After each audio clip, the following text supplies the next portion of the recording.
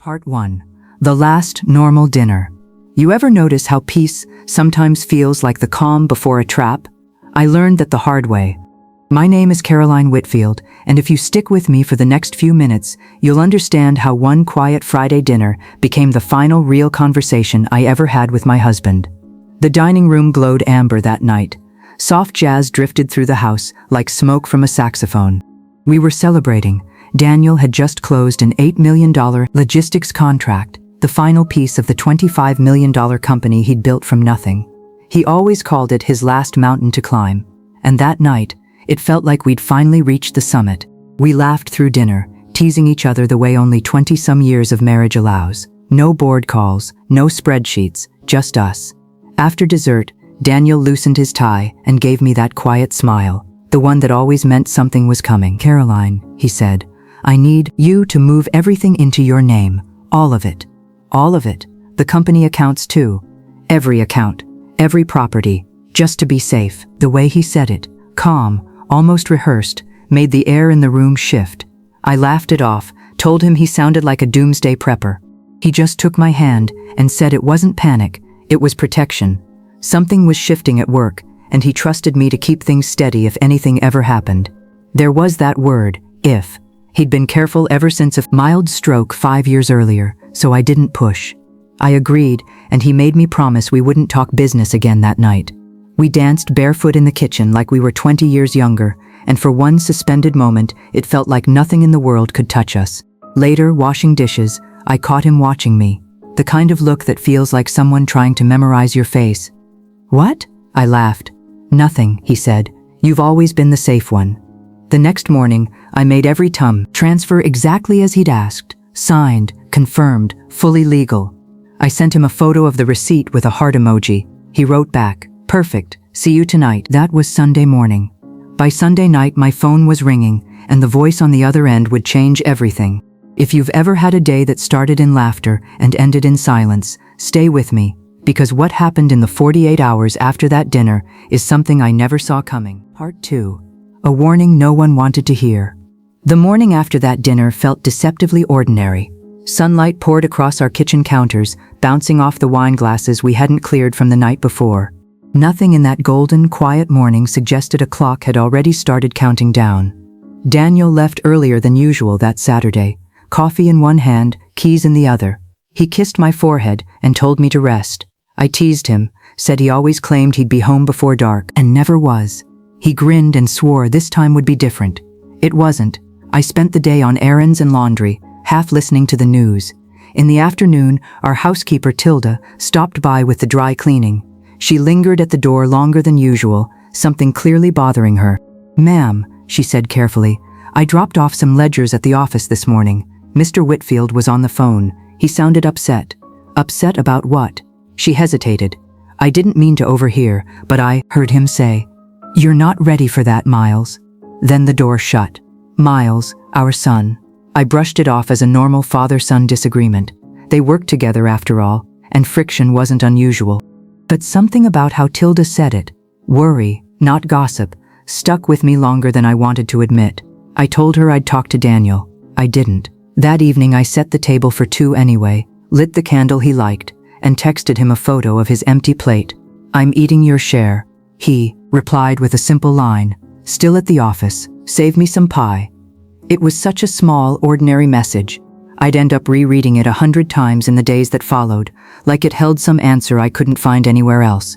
Sunday was quiet, almost too quiet. I noticed the drawer in his study, the one where he kept his watch, sitting open. I assumed he'd just been in a hurry. He called around noon, voice steady but tired. "I'll be late tonight, sweetheart. Don't wait up. Love you." "Love you too. Drive safe." I had no idea those would be the last words I'd ever hear him say. That evening, while I folded laundry and let the silence fill the house, the phone rang one more time, and nothing after that call would ever be the same. Part 3. The call that changed everything. A storm was rolling in that Sunday evening, the kind that makes the air feel heavy before the first drop falls. I was folding laundry in our bedroom, half listening to the rhythm of the rain starting outside, the smell of fabric softener almost too sharp in the quiet house. When my phone buzzed, I assumed it was Daniel. It wasn't. Mrs. Whitfield. The voice was calm, professional, careful in a way that made my stomach drop before she even finished the one more sentence. "This is County General Hospital. Your husband has been brought in. You should come right away." The words didn't land at first. I asked her what she meant. Brought in, like an object, like a delivery. She softened her tone just slightly. "He collapsed in his office. Paramedics are working on him now."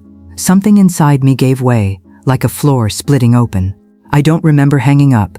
I remember keys in my hand, rain hitting my face before I even realized it had started pouring, the drive dissolving into blurred headlights and half-formed prayers. He'd told me not to wait up, so I hadn't. I would have given anything, in that moment, to go back and break that one small promise. At the hospital doors, I didn't feel fear yet, just a cold, narrow focus, the kind that exists in the seconds before your mind allows itself to understand what's happening. I told myself it was exhaustion, dehydration, something fixable, but underneath all of that denial, a single thought had already begun to whisper. It had been less than 48 hours since that strange, calm request at the dinner table. And suddenly, safe didn't feel safe at all. The rain turned to sheets by the time I reached the entrance. I don't remember the walk inside, just the smell of disinfectant, the 2 bright lights, and a silence in the hallway that felt louder than any sound. A nurse with tired, kind eyes met me at the desk. "Mrs. Whitfield, follow me, please." My shoes squeaked against the linoleum the whole way down that hall, and she never once turned to look at me. When we reached a curtained room, she paused. "The doctor will explain everything." Inside, the machines were quiet. No rhythm, no beeping, just a stillness that didn't belong in a room built to save people. I told myself I'd walked into the wrong room. My husband couldn't possibly be that still. But the doctor was already turning toward me, and what he said next would be the first thread in a much darker story. Part 4. A stranger was there before me. Daniel lay there pale and motionless, a white sheet pulled to his chest, and for one absurd second I convinced myself there had been a mistake. My husband was never still. He was hands always moving, eyes always studying the room. "Whitfield," the doctor said gently, "your husband suffered cardiac arrest at his office. Paramedics performed CPR for over 20 minutes before transport. We did everything we could. The phrase didn't sound like words. It landed like weight. I sat beside the bed and took his hand, cold, but still so familiar. I whispered his name once, then again, softer each time, as if repeating it could pull warmth back into him. There was no answer, just silence, and the low hum of monitors no longer keeping rhythm with anything. The doctor excused himself, promising to return for the paperwork. I didn't look up. I sat with the man who had spent 30 years building a fortress of safety around our 4 family, now leaving me holding nothing but one strange prophetic word: safe. After a while, a nurse came in to adjust the monitors, hesitating near the door before she spoke. "Mrs. Whitfield, for what it's worth, your husband wasn't alone when he collapsed." I looked up. He wasn't. Someone was already there. "I think it was your son." Security said he called for help before the paramedics even arrived. My son. Miles had been there. For a flicker of a second, hope cut through the grief, until, she added, almost as an afterthought, that he'd seemed calm, said he'd stay behind to give a statement to hospital administration. Calm. That word didn't fit. Miles had never been calm about his father, not once, not in 26 years. A small, sharp confusion rose in me, but grief swallowed it almost instantly. I sat there a while longer, tracing the lines of Daniel's hand with my thumb, memorizing the way his wedding band still caught the fluorescent light. It had never once left his finger. That's when I heard the elevator open at the end of the hall, and the nurse beside me straightened. "Family?" she murmured. I turned. Miles was standing there, composed, tall, with Tanya beside him. For one breath, seeing my son felt like a lifeline in the middle of chaos. I stood, arms already opening. He didn't move toward me. "Mom," he said, flat and even, "we need to talk about Dad's accounts." My arms were still half raised when I realized he hadn't come to grieve with me at all. He'd come with a lawyer waiting behind him in the hallway, and what he said next would turn my sorrow into something much colder. Part 5. Paperwork before grief. I stood frozen, arms still halfway open, waiting for Miles to correct himself, to say something human, something broken. His expression didn't change. Behind him, a man in a navy suit stepped off the elevator, carrying a leather briefcase. He said nothing at first, just nodded politely, and my throat went dry. "Miles, what are you talking about?" "It's just procedure, Mom," he said, voice emotionless. "We need to make sure the estate's protected." The world tilted, slightly, like the temperature in the room had changed. I could still hear the monitors clicking softly behind me, still smell the antiseptic, still hear the doctor's voice saying we did everything we could, and now my son was standing here talking about accounts. For the first time since the phone call, I stopped crying. Grief had been replaced by something colder, confusion. The lawyer stepped forward, voice low and rehearsed. "Mrs. Whitfield, please accept my condolences. This is an unimaginable loss." He didn't step back to give me space. Instead, he opened his briefcase. "If I could have a moment, we'll need documentation regarding your husband's recent financial transfers. The wire transfers executed in the past 72 hours. The accounts moved solely into your name." I felt the color drain from my face. "You're here for that now?" "Mom, please," Miles cut in. "We just want everything handled the right way." "The right way," I repeated, my voice cracking. "Your father is gone, Miles. I'm barely standing." Tanya touched my arm, her hand warm, her eyes anything but. "It's not like that. We just want to protect what Dad built. You know how many people could take advantage of this right now." "Who exactly is taking advantage, Tanya?" She didn't flinch. "That's why we have legal counsel." The lawyer cleared his throat as if this were a boardroom and not a hospital hallway soaked in grief. "This isn't an accusation, Mrs. Whitfield.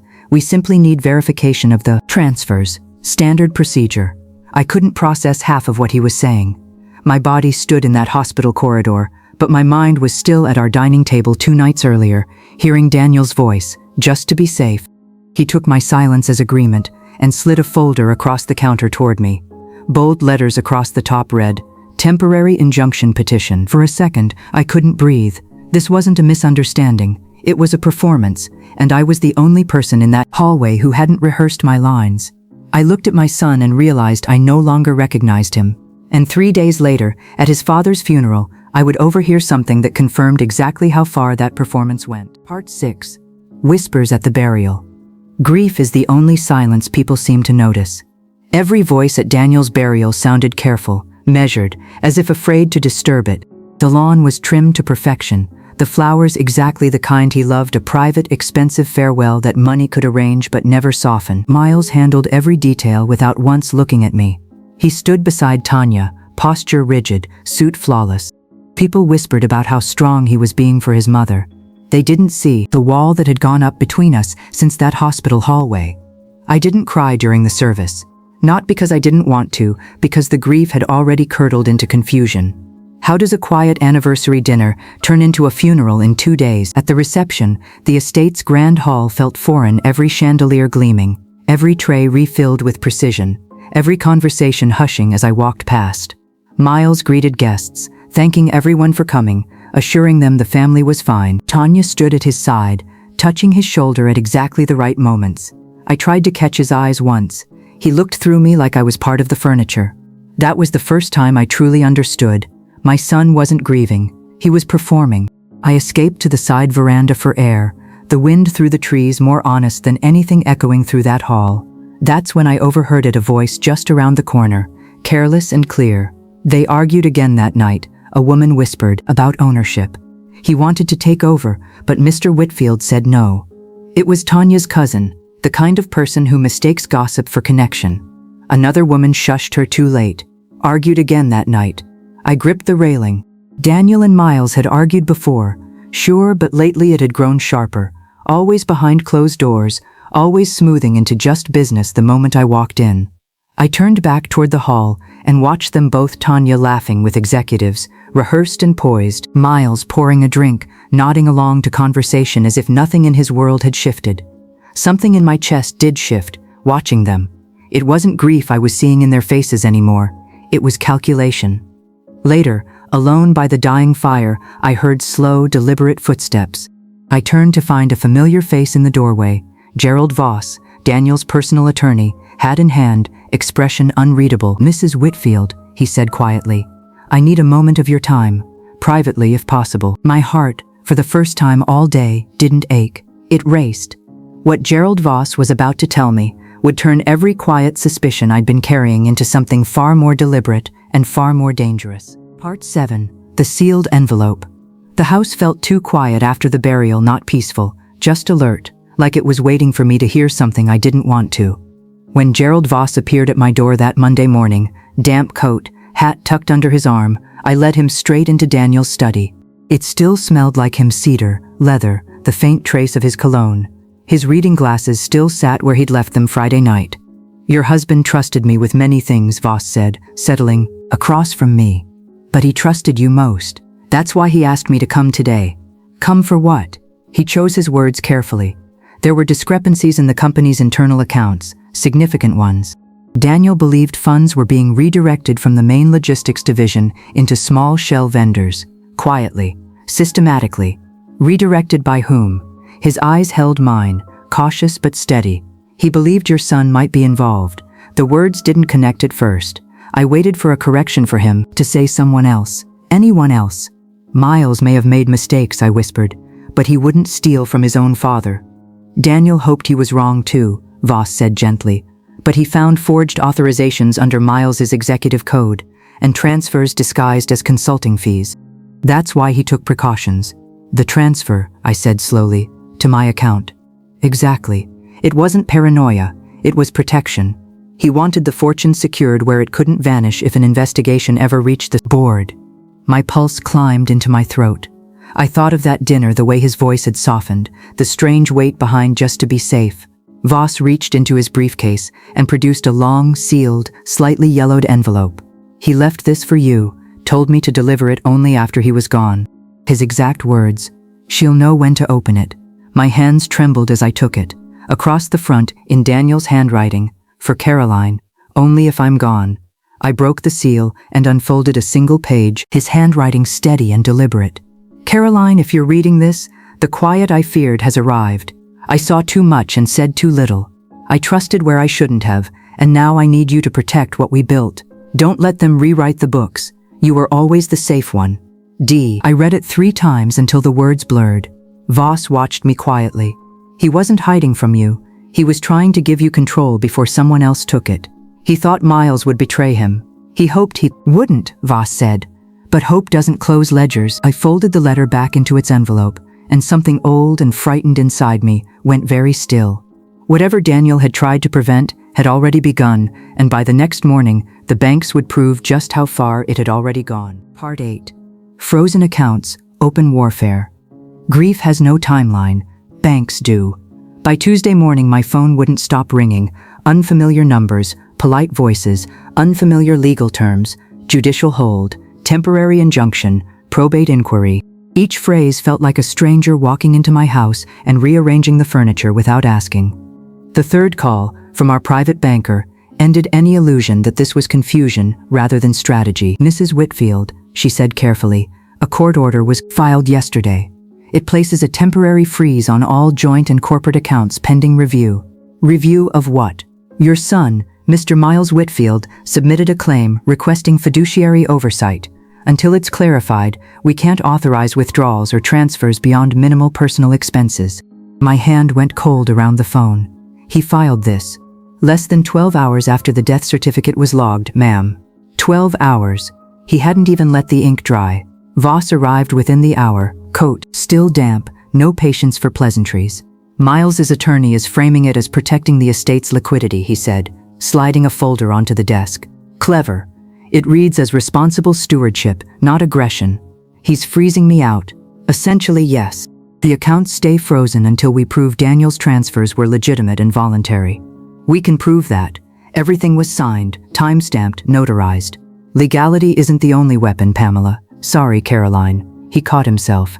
"Optics matter too. Suspicion is often louder than truth, and Miles's attorney knows it." Weeks later, in a courtroom that stripped away every pretense people walk in with, Miles's lawyer rose first. Polished, deliberate. "We acknowledge the tragedy of Mr. Whitfield's passing," he began, "but we question the timing of a full asset transfer executed less than 48 hours before his death. No witnesses, no medical clearance. It is, frankly, unusual." Voss stood, calm as a rising tide. "Unusual does not mean unlawful. Every transfer was authorized digitally and notarized in full compliance with the bank's protocols.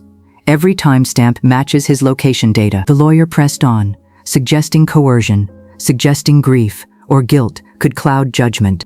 The judge asked directly if he had evidence. Not yet, the lawyer admitted, but the speed and secrecy raised doubts about intent.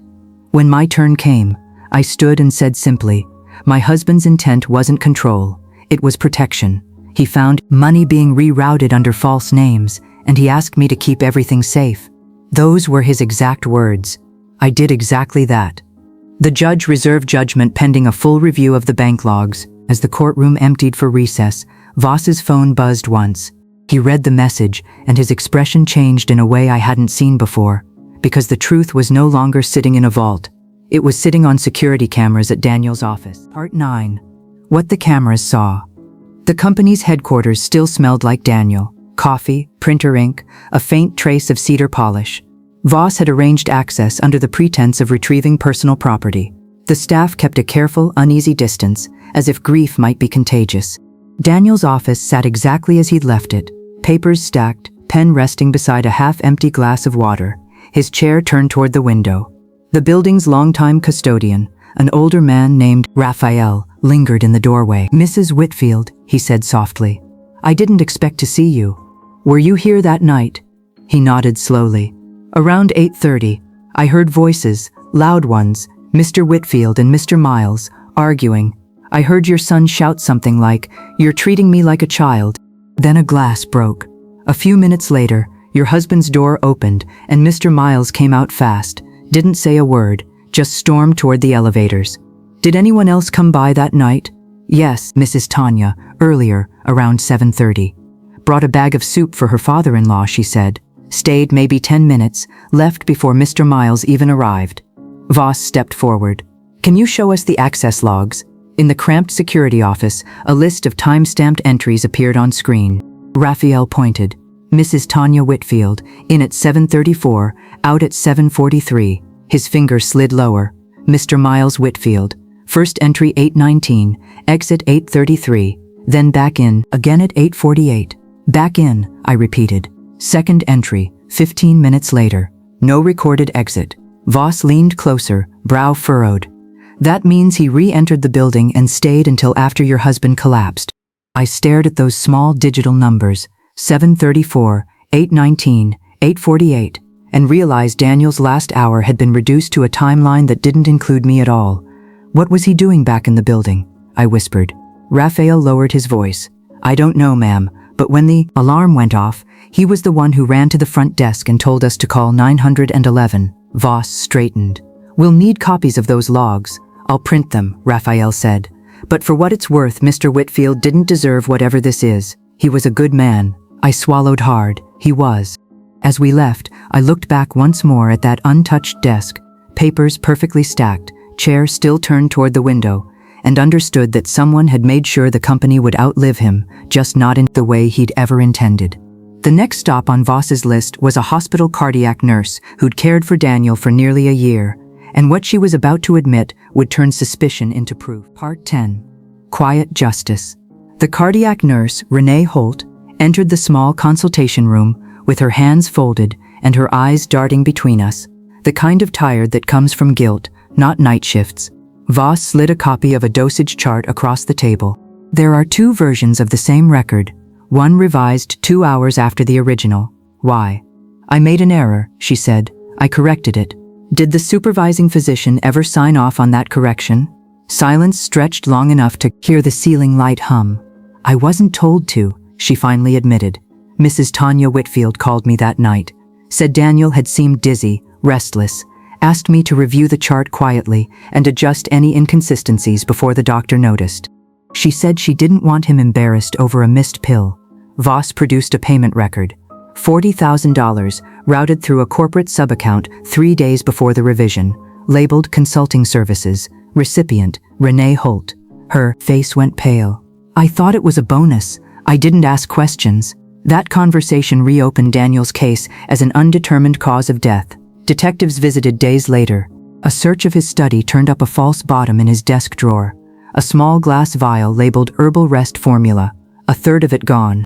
My old friend Celia, a pharmacist, tested it quietly and found a sedative compound that, mixed with his blood pressure medication, could trigger fatal arrhythmia disguised as natural cardiac arrest. The toxicology report confirmed it days later. The same compound, in his system, timed exactly with his collapse. Renee eventually told detectives everything, that Miles had arranged the payment and instructed her to falsify the chart, framing it as helping his father rest easier. Warrants followed quickly and quietly. No sirens. Just tires on wet pavement and a short text from Detective Moreno, in custody. Tanya cooperated, naming Miles as the one who'd obtained the compound. Months later, the sentences were handed down. Miles for fraud and manslaughter, Tanya for tampering and bribery. I sat in the front row at the final hearing, not out of forgiveness, but because I believed he deserved at least one parent who showed up. In the weeks after, the frozen accounts were released, the misappropriated funds recovered, employees reinstated. At the final reading of Daniel's amended trust, his attorney confirmed what I already knew in my bones. Everything he'd transferred to me stood, legally, irrevocably, exactly as he'd intended. That evening,